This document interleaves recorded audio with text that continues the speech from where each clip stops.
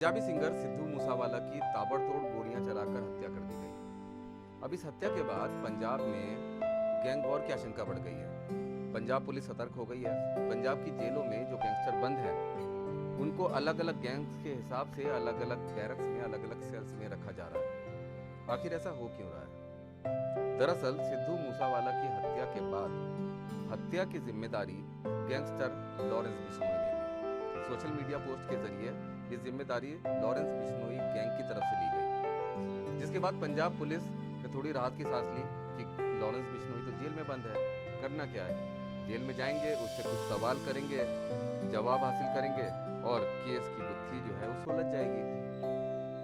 लेकिन ऐसा हुआ नहीं, क्योंकि सिर्फ लॉरेंस बिश्नोई के अलावा इसमें गोल्डी बरार का नाम भी सामने आया। गोल्डी बरार एक गैंगस्टर है, पंजाब का ही गैंगस्टर है, जिसके 5 अलग अलग फोटो पंजाब पुलिस के डोजियर में मौजूद हैं। अब असली फोटो उसका कौन सा है, कौन सा उसका रूप असली है, इस समय किस रूप में वो है, ये पंजाब पुलिस को नहीं पता।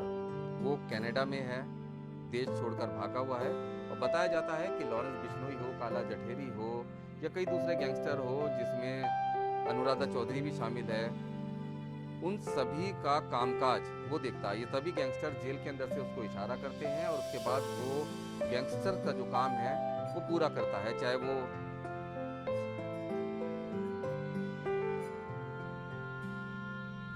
वो रंगदारी वसूलना हो, हथियारों की तस्करी करवाना हो या फिर सुपारी किलिंग कराना हो, ये सभी काम गोल्डी बरार करवाता है।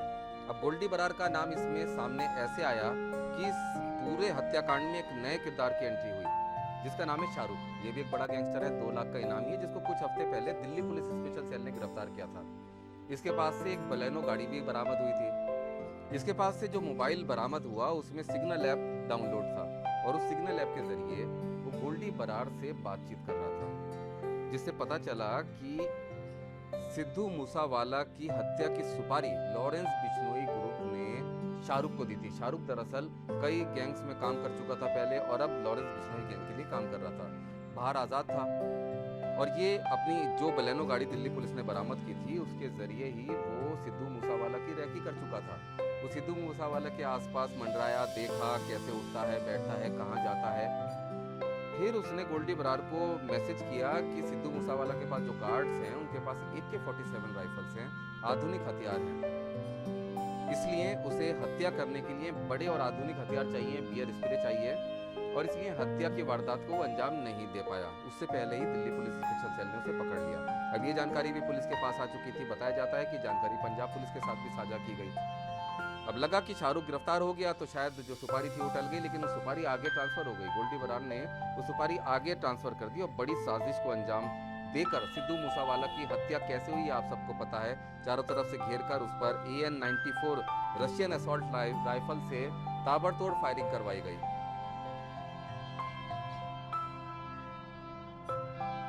कट कर दो ना। अब दिल्ली से लेकर पंजाब तक जो इन्वेस्टिगेशन अब तक हुई थी उससे पता चला कि गोल्डी बरार ने असॉल्ट राइफल, बड़े हथियार सिद्धू मूसावाला की हत्या करवाने के लिए यहाँ पर जो शूटर्स थे उनके पास भेजे और उन्होंने उन हथियारों का इस्तेमाल करके सिद्धू मूसावाला की हत्या कर दी।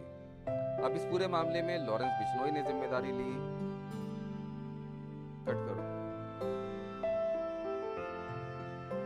अब इस पूरे मामले में लॉरेंस बिश्नोई ने जिम्मेदारी ली, गोल्डी बरार ने जिम्मेदारी ली। 2 गैंगस्टर हो गए, एक गैंगस्टर जो जेल के अंदर बंद है और दूसरा गैंगस्टर जो देश से बाहर है, कनाडा में मौजूद है। मामला ये अब उलझने लगा। इसी बीच दविंदर बम्बिया ग्रुप, जो कि गैंगस्टर के नाम पर ही बना हुआ है, दविंदर बम्बिया का इससे पहले एनकाउंटर हो चुका है, लेकिन उसके नाम पर ये ग्रुप आज भी चल रहा है। जो लॉरेंस बिश्नोई ने कहा उसके मुताबिक दविंदर बम्बिया से संपर्क में था सिद्धू मूसावाला का मैनेजर और इसलिए हत्या की गई, क्योंकि एक और हत्या जो पहले हुई थी उसमें सिद्धू मूसावाला के मैनेजर का नाम सामने आया था। अब दविंदर बम्बिया का कहना था कि सिद्धू मूसावाला का उससे कोई संबंध नहीं है, लेकिन नाम जोड़ा जा रहा है तो अब वो इसका बदला लेंगे। तो मतलब सीधे तौर पर बड़े गैंग्स आपस में सोशल मीडिया पर एक दूसरे को चुनौती दे रहे हैं। अब ये मामला ठंडा भी नहीं पड़ा था कि नीरज भवानिया गैंग की तरफ से ये कहा गया कि 2 दिन के अंदर अब सिद्धू मूसावाला की हत्या का बदला लिया जाएगा। नीचे हैशटैग किया गया था दविंदर बम्बिया ग्रुप, टिल्लू ताजपुरिया ग्रुप। मतलब ये 3-4 जो गैंग्स हैं ये एक तरफ हो गए, बाकी काला जठेरी हो गया, लॉरेंस बिश्नोई, अनुराधा चौधरी, ये गैंग्स एक तरफ हो गए। तो अब गैंग वॉर की आशंका पंजाब में बनी हुई है।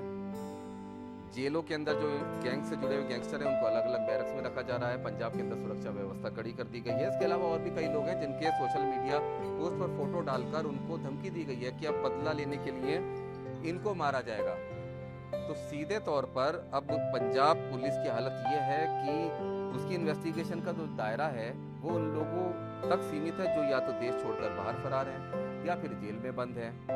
लेकिन जो हत्यारे थे उनके बारे में अभी तक कोई पुख्ता जानकारी नहीं मिल पाई है। किन लोगों को सुपारी दी गई, किन लोगों ने हत्या की, सीधे तौर पर आधिकारिक तौर पर इसका खुलासा होना भी बाकी है। ये जो केस है ये फिलहाल सोशल मीडिया पर ही इसके तमाम सुराग, तमाम सबूत नजर आ रहे हैं। जो गैंगस्टर हैं, आधे गैंगस्टर जिम्मेदारी ले रहे हैं कि उन्होंने हत्या करवाई और आधे गैंगस्टर इस हत्या का बदला लेने की बात कह रहे हैं। आपको ये पेशकश कैसी लगी कमेंट सेक्शन में कमेंट करके जरूर बताइए।